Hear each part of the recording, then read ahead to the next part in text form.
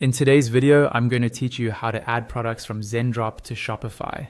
We'll walk through the process from inside your Zendrop account, all the way to confirming that the product appears in your Shopify store.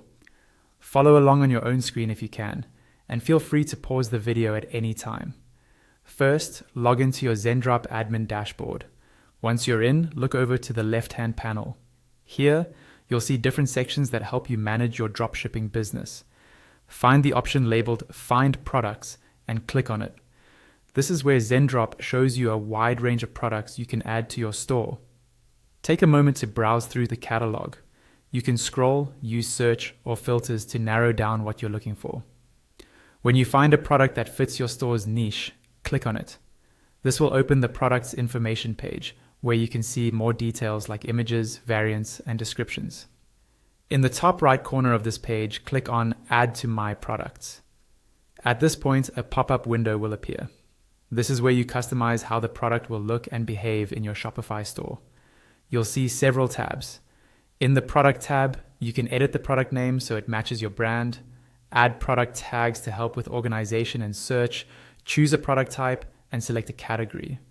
Take your time here to make sure the product details are clear and consistent with the rest of your store.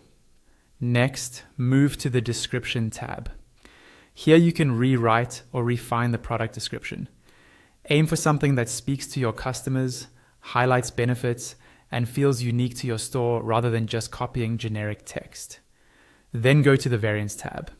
If the product has multiple variants, such as different sizes or colors, you can choose which ones you actually want to offer.